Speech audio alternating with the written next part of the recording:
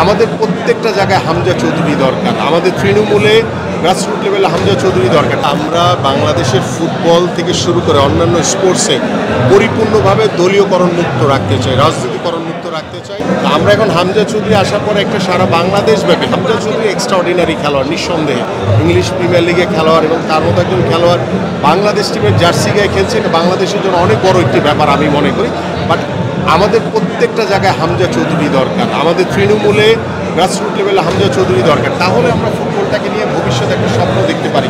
But সেই স্বপ্নটা কিন্তু আমাদের ধূলিসাৎ হয়ে যায় যখন আমরা হয়তো বা পরবর্তী ম্যাচে গিয়ে কোনো কারণে যদি আমরা খারাপ রেজাল্ট করি, তখন সবার সমালোচনার কিন্তু পাত্র হয়ে যায় সেই ফুটবল। আলটিমেটলি আলোচনা, সমালোচনা, ভালো মন্দ সব কিছুই থাকবে ফুটবলে, কিন্তু মূল যে গোল, যে টার্গেট আমাদের, সেই লক্ষ্যটা আমাদের স্থির করতে হবে। সেই লক্ষ্যটা আমরা বাংলাদেশের ফুটবল বলেন বা অন্যান্য স্পোর্টস বলেন, এখন সেই স্পোর্টসের সেই লক্ষ্যটা একজন বাংলাদেশি হিসেবে আমরা এখন ঠিক রাখতে পারিনি। বাট সেটার জন্য আমাদের অনেক বড় রাষ্ট্রীয়ভাবে পরিকল্পনা দরকার। তারপরে গিয়ে আমরা হয়তো একটা সেই কাঙ্ক্ষিত লক্ষ্যে পৌঁছাতে পারবো। এখন একটা জায়গায় আছেন, সেই জায়গা থেকে কি আপনার কোনো পরিকল্পনা বা কথা বলেছেন?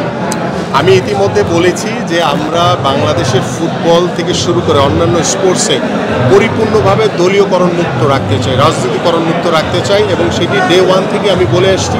এবং আল্লাহ পাক যদি আমাদেরকে দেশের জনগণের ভোটে নির্বাচিত করে, আমাদের মাননীয় ভারপ্রাপ্ত চেয়ারম্যান জনাব তারেক রহমানও চান যে আমরা ক্রীড়াঙ্গনকে দলীয়করণ মুক্ত রাখবো এবং রাজনীতিকরণ মুক্তের মাধ্যমে আমরা বাংলাদেশের যারা ক্রীড়া সংগঠক, যারা মাঠের ক্রীড়া সংগঠক, তাদেরকে নিয়ে নতুনভাবে আমরা ঢেলে সাজাবো এবং বাংলাদেশে পরিপূর্ণভাবে পেশাদারি ক্রীড়াঙ্গনের একটি অবস্থান, একটি পরিস্থিতি এবং একটি ভবিষ্যৎ কর্মপরিকল্পনা নিয়ে আমরা কাজ করতে চাই।